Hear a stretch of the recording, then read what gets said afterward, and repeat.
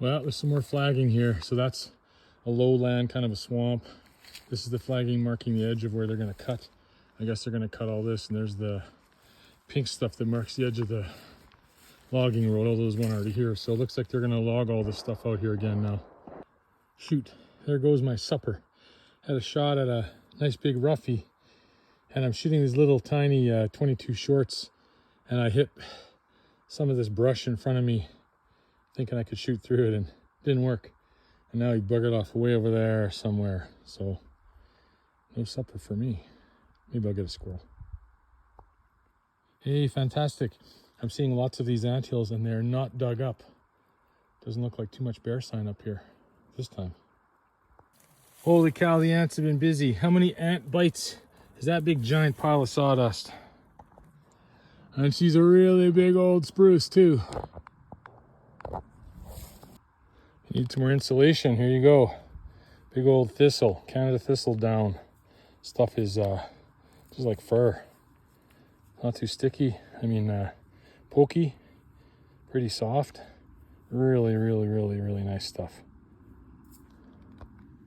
And it's everywhere in here. All that.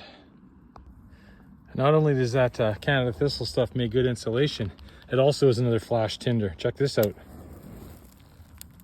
Amazing, hey? Look at that. Look at this thing go. Napalm. Burns fast, but you got a big pile of it, you could get something going. Check that out. It's a Sasquatch scratching post. Not really, but what am I? I'm almost 6 feet, not quite, and this thing goes way up there. So they snapped her off. So a big moose or an elk maybe? Last year for sure. Oh man, I haven't got a chance out here. This long grass and these grouse that are here, but I can't even see them. Unless I'm standing there with the shotgun at my shoulder, there's no chance of catching those roughies as they explode off in the bush.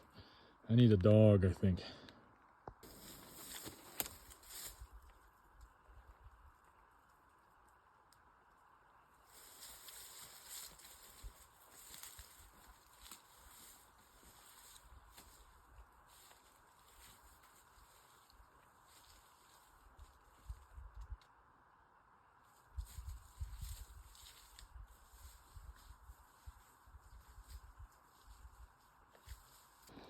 And that's the attack of the frickin' spiders in here, spider webs. So I got my little stick here. I'm gonna, you can't see that, my little stick. I'm gonna clean the spider webs out before I walk through. I've been doing that since I was 7 or I don't know, maybe even younger out in the bush. I still do it now. Even these open spots, they look good, but over there, guarantee there'll be a spider in there somewhere. Let's check it out and see. Oh, that's a small hole. I gotta sneak through there. Okay, camera's going down. Check it out, some mountain ash berries. And they're either just high enough off the ground the coyotes can't get them, for sure. And the bears haven't found them yet because they would have just pulled the tree down. That's kind of promising. It's nice. Not seeing a lot of sign in here for any bears. Whereas, gosh, back in June, almost the same time, but in June, it was just overrun with bear sign in here. I'm quite pleased about that. I'm going to sleep well tonight, I think. Lots of bunch berries.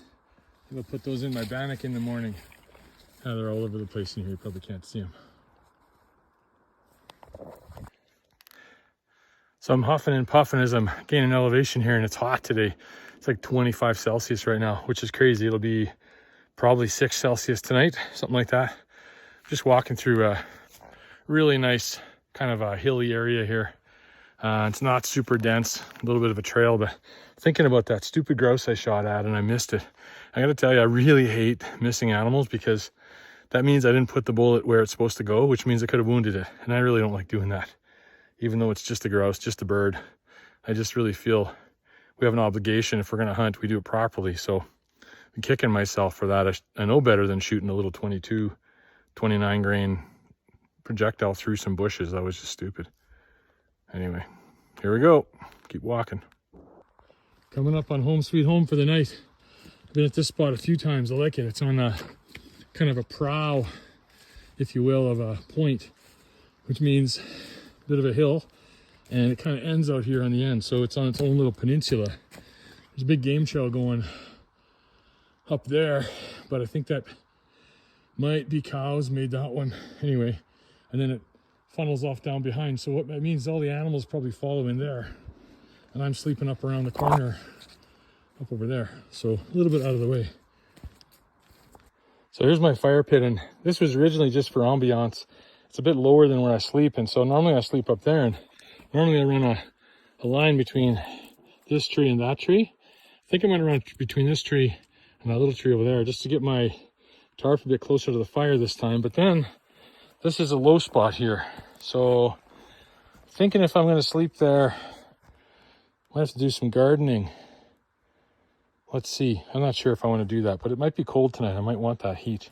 And I can't really lay closer to the fire because I'll roll into it, because you can see it's kind of at an angle. Kind of a lousy place to put it, but I liked it because there's no trees above it and it drops off really fast, so the sparks aren't going to catch on anything. And yeah, it just makes a good spot. So maybe I'll try to get in there, but there's a root right there to deal with. Let's see what happens. So I had a really negative bear encounter with a black bear in California, of all places. And I was sleeping outside with a buddy, and the bear came up behind us in the middle of the night and swatted my friend, and he ended up with a bunch of stitches in his forehead and just about lost his eyeball. And so I have a hard time sleeping outside still, even now, and that was in 2003, 22 years ago. Still makes me a little unnervous, particularly when in this area there's so much bear sign. So I do this. I usually make myself some sort of a bit of a windbreak. This is a windbreak because my tarp is there, but it also serves another purpose. Something can't walk over top of that pile without me hearing it. And because my tarp is going to be coming from an angle, I'll show you later, I actually stack loose branches, loose trees up behind. That way it's tricky enough that anything were to sneak up behind, listen, I'll hear it in the nighttime, and then I'll be able to wake up and hopefully have a chance. At least that's what my Cro-Magnon brain tells myself. And so that's my tip for sleeping outside in bear country when you're a bit of a wuss and kind of scared.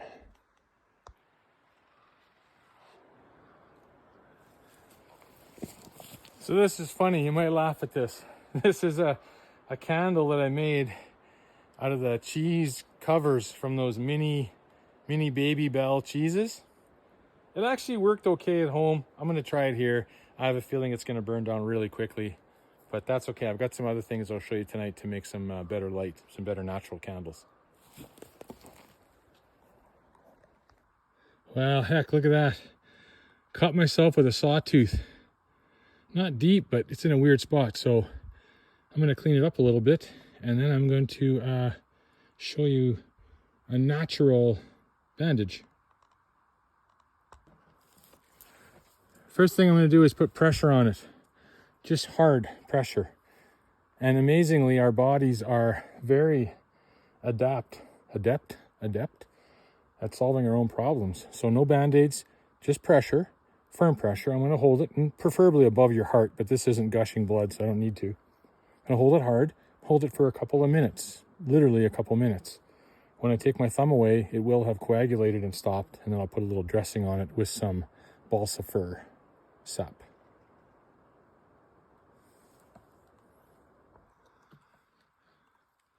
There you go. Can you even see it anymore? Oh, it's up here, right up there. Pressure on it was all it took, and it stopped bleeding. And let's see if it stays. Now I'll go put some sap on it. So I went and got my balsa fir sap. You can see that or not. And there we go. That stuff there, it's those blisters off the balsa fir. Fantastic stuff. Just going to put that on the wound, right on top of it. It's a natural antiseptic. And when it dries, it'll protect that good as new.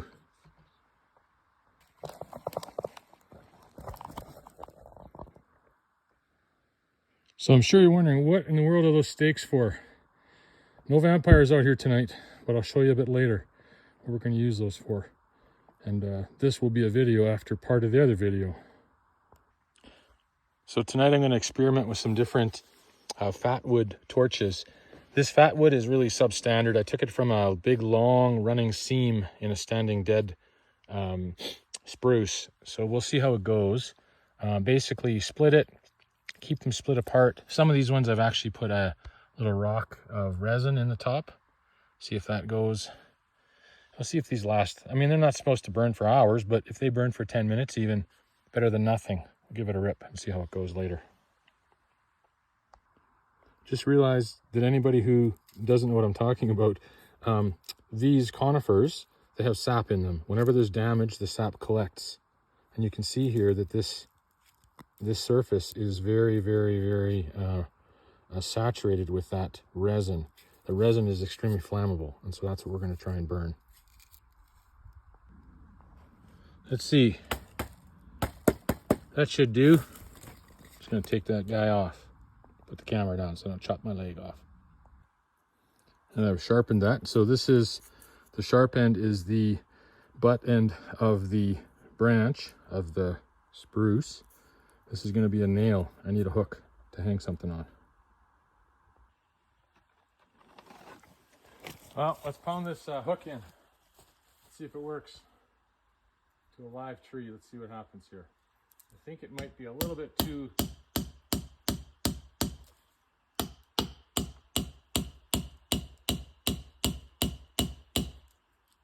Perfect. I just needed something to hang my... this has just got some bannock mix in it. I want to keep the mice out of it for the night, so this will work. There we go. It's not perfect, but definitely in there. And that is just the butt end of one of the lower branches of a conifer.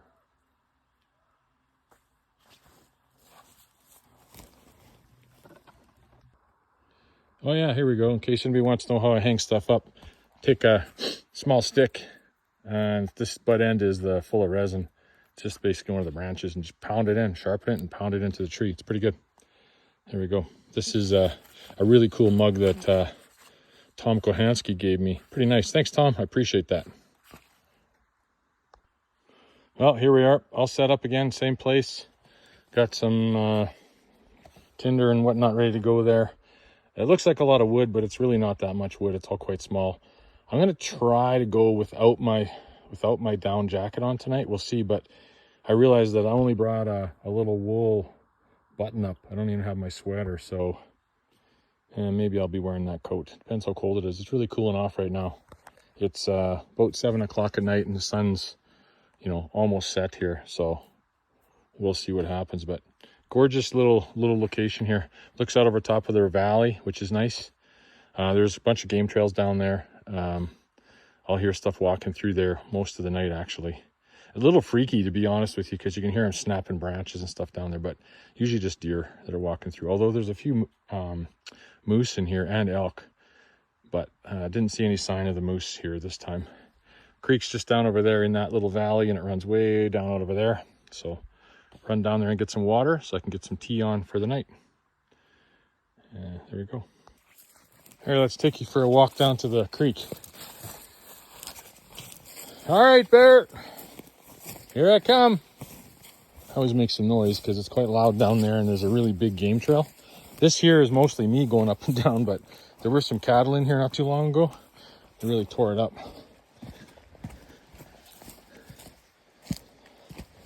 All right.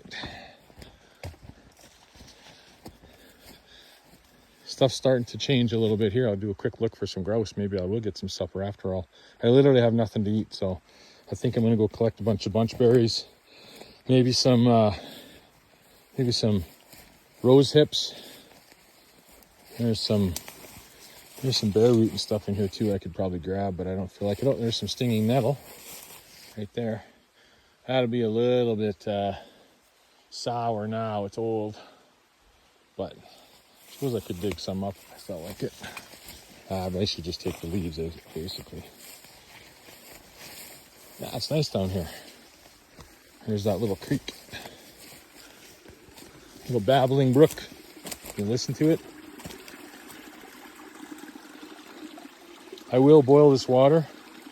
I'm in the middle of nowhere, but there are cattle out here. I don't want to get any cow shite in my water.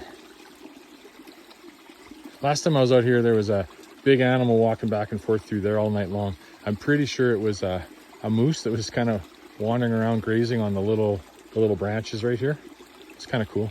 Kind of unnerving too. Oh, I knew I could smell them. Fantastic, my favorite. High bush cranberries. The last time I tried these, not here, but last week, they were sour. Let's give these ones a try.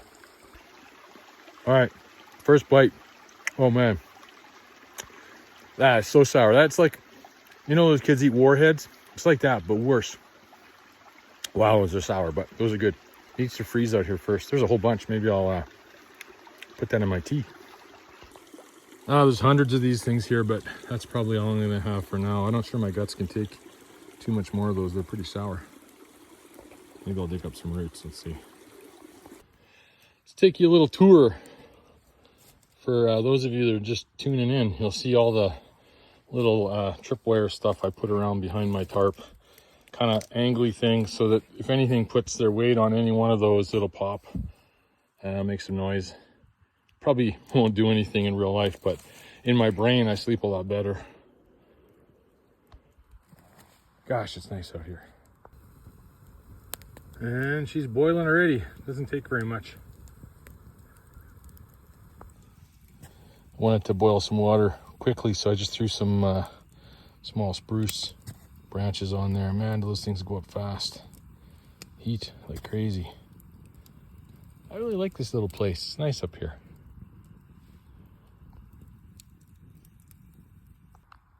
You know, first time for everything. Let's try some cranberry berry tea. Hopefully it's not as sour. Well, it's definitely not as sour, that's for sure. It's quite muted. What did I have? Probably 20 berries in there. Kind of refreshing. Probably good vitamin C boost. So here's the before video of my candle. That's a video of the candle going and lit. And I'm going to add a reflector now.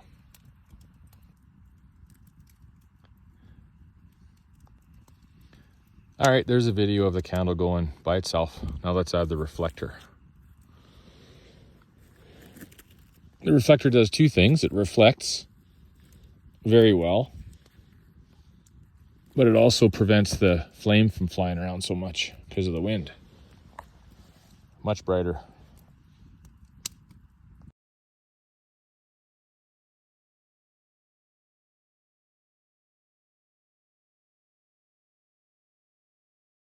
This one's really going. Now it's a bit windy, so it's burning pretty fast, but they're still working great. I'll step back and you can see how much light there actually is. That's amazing. I'm about 8 feet away from them. Definitely going well. There, I just had to restart it, but you can see the cross piece is lit on fire now too. I'm not sure how I'm going to keep spreading them apart with that piece breaking, but I've got a longer stick here. Just got to be careful I don't drop any napalm on my fingers because it's really hot.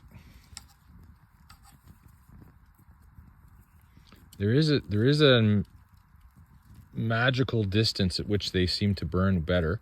These ones are substandard in terms of how much resin's in them, but they're sure working well. Let's make some fireweed tea, or for you folks in the UK, rose bay willow herb. This is some leaves I had from June that I had left hanging here, and they're dried, so we'll use those up.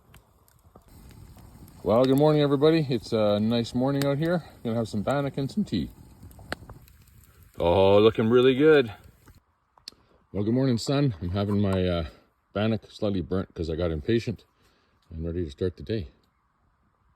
Well, there's my loadout for the night. Looks like a lot of stuff, but I got a pot in there. I've got a down-filled coat, a pair of pants, a sleeping bag at base, basically. A nice big, thick foamy. Awesome. Here's a close-up of that peg I pounded in last night. Did its job. A little bit of flex, but I'll tell you, it's pretty good. Great little valley with a nice little creek in here. Haven't walked down here before. Gonna explore a new area. Yeah, it's really nice. Looks good for grouse too, perhaps. So this is my kind of fun. Find a little creek. It's over there. I know it comes out on a road up over that way somewhere. Normally I walk up that way. straight west. Maybe straight west over there. But this time I'm going to follow this and see how far south it goes and then wanders around. I got lots of time this morning. It's beautiful walking in here. Super soft, lots of moss, tons of game trails like that one right there. Hard to tell on some of these because there are some cows in here, but beautiful morning. Here's a mountain ash wild rowan tree. And I always wondered what they taste like. I've never tasted the berries before, so I just tasted one. It tastes like gasoline, I think, or some sort of variant. I don't even know if they're edible. Probably. This is unique out in the bush. It's a big area, probably 8 by 10. And just the surface material is removed. All the moss, right down to the roots. Usually the bears dig a big hole. They don't just do this. Anybody got an idea what this might be? Is this just a big rub of a buck or something? Or maybe an elk? I don't know. I've not seen this before. Another big ass mushroom that I have no idea what it is. Any of you folks care to guess? All right, here's the tactics of bushwalking. It's getting really rough. Where would you walk? Well, what I'm gonna do is I'm gonna step, I could walk up where those cross, but it's kind of close to the ground. I'm gonna cross right here, because it looks like a good spot to step over. And then I'm gonna go that way, but it's too hard, so I'm gonna go around this tree, where I can use this to step on, go over. It's piece of last point of last resistance, path of last resistance. There we go. I still gotta go that way, but I don't want to. Maybe I'll go down there. That looks pretty good. Well, it's not terribly fresh, so that's all right, but definitely, those animals all use this ridgeline that I'm on now. It's way easier walking. I guess the bears do too.